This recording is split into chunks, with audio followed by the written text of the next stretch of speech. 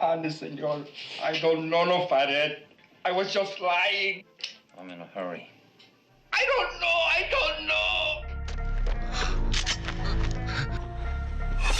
Move and I'll slit your throat.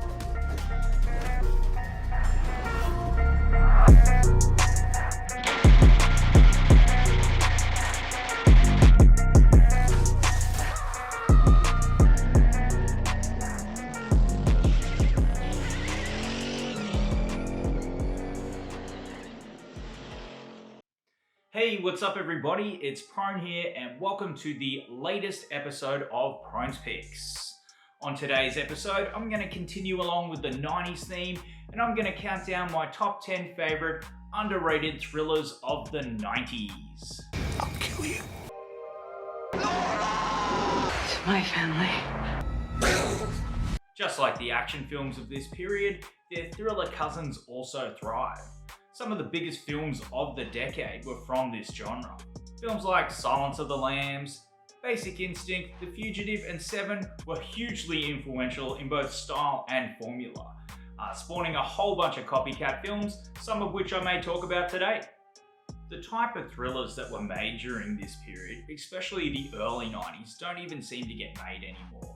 After the success of Basic Instinct, we had a string of erotic thrillers, which are basically non-existent now. You had your yuppie protagonists, which they would never do in 2022. And of course you had the dark procedural a la Seven, which is more of a TV format these days more than anything. Anyway, today I'm going to be shining a light on some of the more slept on and seemingly forgotten thrillers of this period. So get your ice picks ready because I'm about to count down my top 10 underrated thrillers of the 90s. I'm going to start off the list with a film from one of my favourite directors, and that's Brian De Palma's underrated 1998 film, Snake Eyes. Snake Eyes is a stylishly directed mystery thriller about a corrupt cop played by Nicolas Cage who witnesses a murder during a boxing match. It's then up to him and his Naval Intelligence Officer pal to help uncover the conspiracy behind the killing. Snake Eyes tends to get overlooked in terms of De Palma's filmography, and I can see why. The story is pretty silly, and Cage is acting at about a 10 the whole film, but man oh man is it beautifully shot.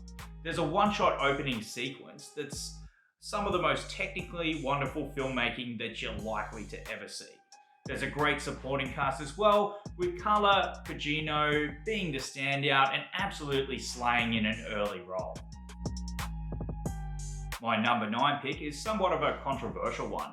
It's by a problematic director and stars a problematic actor, and that is Johnny Depp starring in Polanski's 1999 satanic mystery thriller, The Ninth Gate.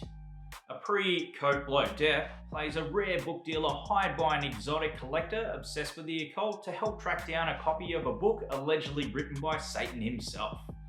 Once the book is in his possession, he's sucked into a world of double-crossing, murder, and Satan worship. Now, I've always really enjoyed this film for some reason.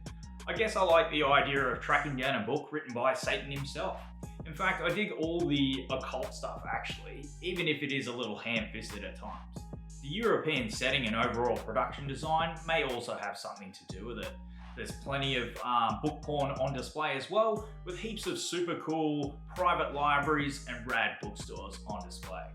There have been men who have been burned alive for just a glimpse of what you are about to witness. Look, this is by no means a great movie. It's certainly no Rosemary's Baby. But the occult stuff is good campy fun, and the always dependable Frank Langella is having a blast hamming it up as the villain. Coming in at number 8, I've got my first yuppie thriller of the list, and that's 1990's Pacific Heights. A young couple, played by Matthew Modine and Melanie Griffith, purchased their luxury dream house and plan to rent it out. Unfortunately for them, their seemingly perfect tenant, played by Michael Keaton, is an absolute psychopath and turns their lives into a living hell. Now, this is what I was talking about regarding these types of films not being made anymore. In this day and age, it's pretty hard to root for the yuppie protagonist flipping property to make a quick buck, But this was 30 years ago, and things have certainly changed since then. Politics aside though, this movie is an absolute blast. I've always been a big Michael Keaton fan, and he's terrific here as the maniacal villain hell-bent on ruining the protagonist's lives. Modine and Griffith are also good, and Dorian Harrywood turns up, making it a sort of a mini Full Metal Jacket reunion. Pacific Heights is well-paced, has a terrific Hans Zimmer score, and really ups the ante in the final act, making it definitely worth your time. In my number 7 spot, I have another film from one of my favourite directors that, believe it or not, I've never spoken about on PRONES Picks before, and that is the legendary Tony Scott directed cyber thriller from 1998, Enemy of the State. A powerful man has been murdered. Holy. A hidden camera recorded the crime. None of this goes beyond us. We don't need any more problems, do we? An innocent bystander Are those my Christmas presents? In your dreams, buddy. Dad. was given the evidence. We have reason to believe that Mr. Zavitz may have passed sensitive materials to you. No, he didn't pass me anything. How did you happen to be at Ruby's today? I was shopping for some lingerie. That's still legal, isn't it? For your wife? No, I was picking something up for myself. I do a little cross-dressing on the weekends. The cyber thriller was another popular subgenre of this period. An Enemy of the State's slick direction, editing, and mostly solid performances from its ensemble cast make it the pick of the bunch, in my opinion. Scott's style really complements fast-paced screenplays like this, and needless to say that the film moves at a breakneck speed. There's so many nice little dialogue exchanges throughout, with Hackman's scenes with Smith being the standouts. The politics of the film have also aged really well, and you have to be somewhat amused or horrified with what was classed as outrageous in terms of surveillance and invasion of privacy back then, now just basically being the norm. This may not be regarded as one of Scott's classics, but it's still ridiculously well made and highly entertaining. Definitely worth a watch or revisit if you haven't seen it in a while. My number 6 is a film from another one of my favourite directors that I've yet to speak about here on PRONES Picks, and that is Kathryn Bigelow's second feature film, 1990's Blue Steel. A rookie cop, played by Jamie Lee Curtis, gets involved in an armed robbery that goes wrong. She then engages in a cat and mouse game with one of the witnesses, who becomes dangerously obsessed with her. This was definitely Bigelow's audition for Point Break, and you can certainly see the similarities between the two, especially with the action set pieces, the lighting, the photography, and overall look of the film. And while the screenplay does lose momentum in the final act, it's still very solid and builds tension really well. The underrated Clancy Brown is great in this, and he and Curtis have some nice chemistry. But for me, Ron Silver is the MVP, and his performance is what makes the film so damn entertaining. He's an absolute revelation. There's a scene where he's working out and losing his shit at the same time that's pure magic. It's just the right sort of bonkers risk-taking from both the director and actor. My number 6 pick may be a bit of a surprise, and it absolutely blew me away on rewatch, and it's way better than I remembered, and that is 1996's Fear. You know, you're not at all like what I expected you to be the first time I saw you. How so? You're just sweet. Dad, meet David McCall. Pleasure to meet you, sir. Same here, David. Nicole's curfew is 12 o'clock. All right. Hello. Yeah. You remember that song and dance about David in some perfect little town back east? Something like that. Well, guess again. He's got no family, no address, no work record. What's the big deal? Big deal, Laura, is that the guy gives me the creeps, and the girl is my daughter.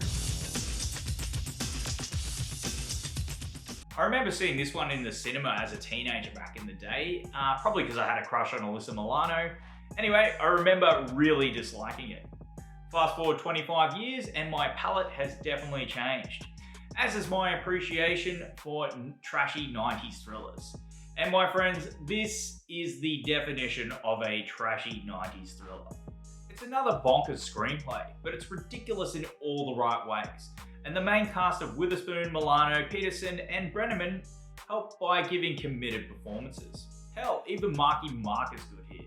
In fact, his head-to-head with William Peterson in the final act is actually quite gripping and a definite highlight. Fear falls somewhere in between a yuppie and erotic thriller, and has been imitated more than once over the past few decades, which shows that this particular formula still holds weight in Hollywood. Up next in the number 4 spot, I've got a film from one of the best thriller directors from this period in Curtis Hanson. It also stars Prones Pick's favourite, James Spader, and that is 1990's Bad Influence. Our wimpy yuppie protagonist, Michael, played by Spader, is about to get bashed in a bar fight when a stranger steps in to save him. The stranger, played by Rob Lowe, infiltrates his way into Michael's life and turns it upside down. Now, Bad Influence is the yuppiest of yuppie movies and totally feels like it could have come out of the late 80s. You've got the two 80s teen heartthrobs, Spader and Lowe. You've got the 80s cinematography, think Mann or Schrader from that period, the production design, and of course, the Reagan era vision of the American dream. This, needless to say, isn't a bad thing. And the theme of some seemingly nice person becoming obsessed with you and then completely destroying your life is a theme that would be explored time after time during the 90s. In fact, you could say that this film is quite influential in that regard. I love the dialogue and overall screenplay written by David Cope, and I think it was a great idea to do the old switcheroo and have Spader play the soft protagonist and Rob Lowe play the psychopath bad boy. Needless to say that they both totally embrace their roles and are absolutely terrific, as are the main supports Lisa Zane and Marsha Cross. Anyway, if you haven't seen this movie in a while or just plain haven't seen it, definitely check it out, it's a blast. It's a dark, weird, sexy and surprisingly violent bromance that's definitely due for reappraisal. Coming in at number 3, I've got the debut feature from the Wachowskis, and that is 1996's erotic thriller, Bound. Something's gonna come along like it was made for you. Something that's gonna fit you like a glove. And that part of you that you got hidden away right now, that part of you that we know ain't straight, that's never gonna be straight, is gonna whisper in your ear. Just 3 little words. I want out. Now, I missed this one when it came out back in the day and only caught it a few years back for the first time. And I was just so impressed as to how polished the film was for a debut feature. The Wachowskis are in total control here style-wise. You can see it with their lighting choices, confident use of the camera, as well as the performances they're able to get out of their established cast. There's elements of crime, noir, and romance at play here, but there's still enough tension building and thrills to warrant the erotic thriller tag. The sisters also wrote this, and it's the wonderful writing and pulling of other genres that really make Bound stand out over other similar films from this period.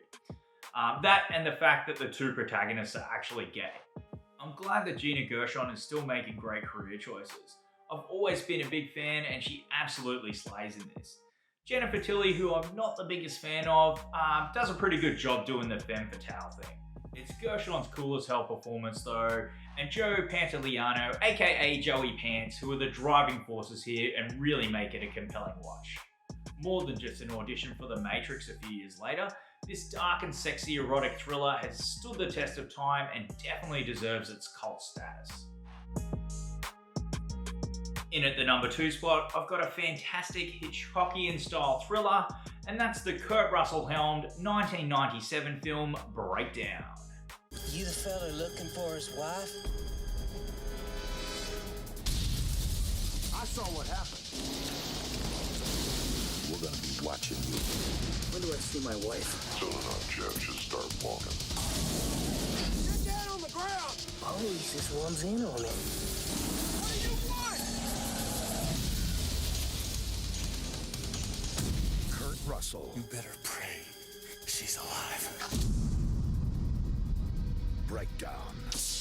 Where is she?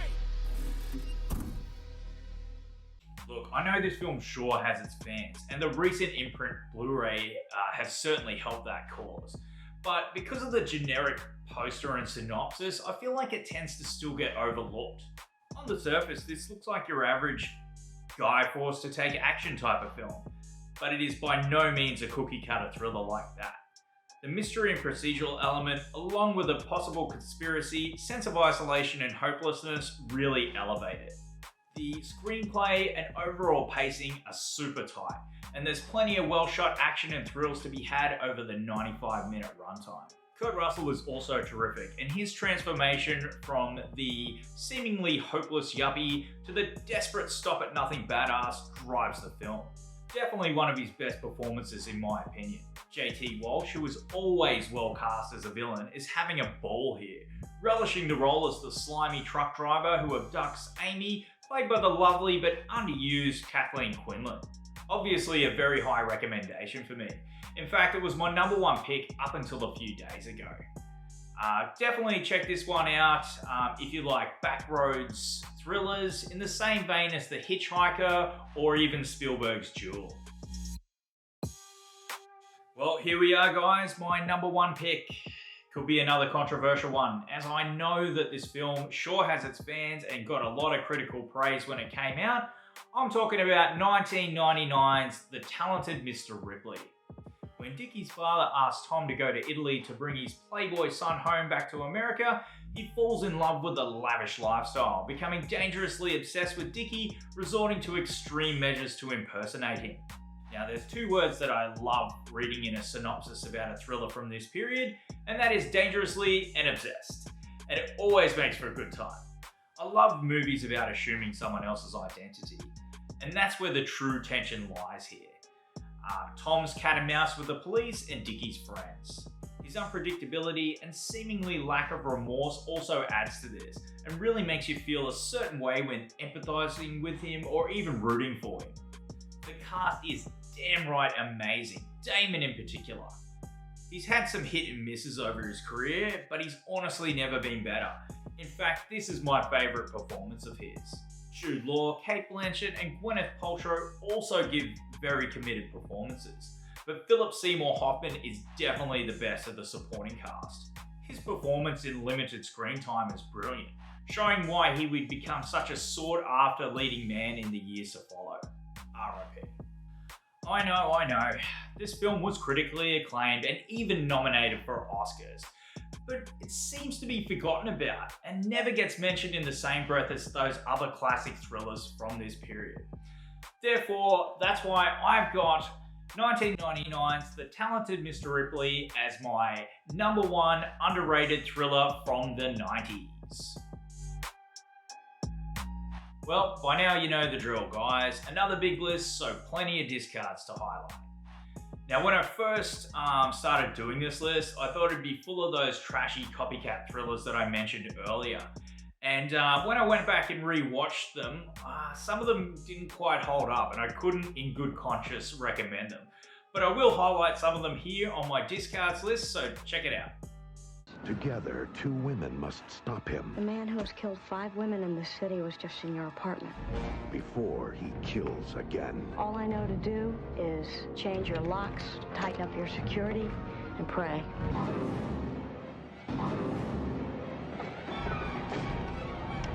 Sigourney Weaver, Holly Hunter, and Harry Connick Jr. in a deadly game of cat. Here, kitty, kitty, kitty. And mouse. You can get into a lot of trouble being out this late. That's the idea. Seduction. You're good. Yeah, because I don't know. Passion. I love you. Murder. We have a phone number found in a dead girl's pocket. Your phone number. I told you I didn't know her. Trying to put one over on us? Is he her lover? Truth? That's in here. Or her killer? If you're lying, I'll kill you. It's the point of the game, isn't it? Deceiver. Rated R. Call the police. Claire, calm down. You don't know what she's capable of. Claire! Anyone can have an accident. Michael? What goes around comes around. Mommy! The hand that rocks the cradle is the hand that rules the world. It's my family. The hand that rocks the cradle. Well, that's it for another epic episode of Prones Picks, guys. Thanks for sticking around. Let me know what are some of your favourite underrated 90s thrillers in the comments. Don't forget to hit the like and subscribe button. I hope that you have a fun movie-filled week. I'm Prone. I'll catch you next time. Peace.